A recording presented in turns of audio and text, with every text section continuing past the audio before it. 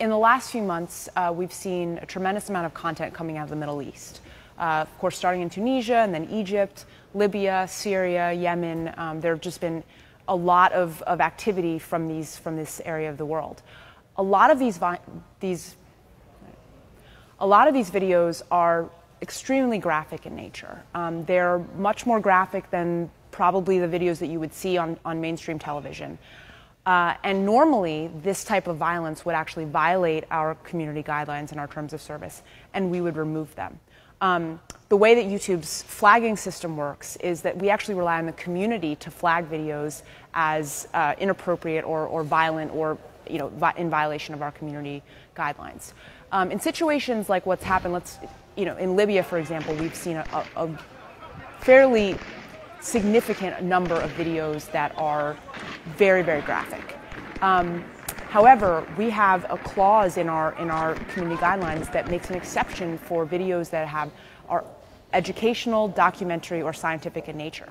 And in these cases, we actually make an exception and say we understand that these videos have real news value. It is important that they remain accessible to people and stay up on the web. So we will actually adjust our policies in real time to adapt to the situations that are happening around the world and make a judgment and say, okay, this video has been flagged, it is extremely graphic, but we think it's important to leave it up. On the video player, on the video page, there's actually a button beneath the player itself that says flag is inappropriate.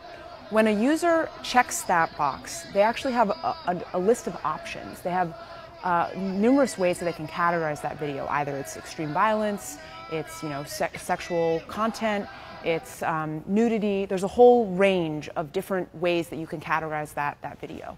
Once a video is categorized as inappropriate, it goes into our system, and we have a queue that is ranked based on how many flags a video has gotten over a certain period of time.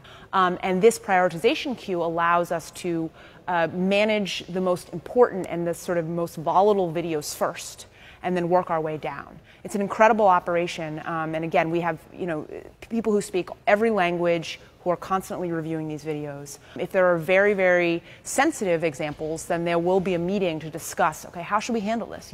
We have these videos coming out of Libya. They're really difficult to watch. They're extremely graphic. What should we do? And there is a discussion that happens with the policy team, with the PR team, with the legal team, to really make sure that we're understanding the ramifications of the situation. We're incredibly humbled at YouTube about how people use the platform.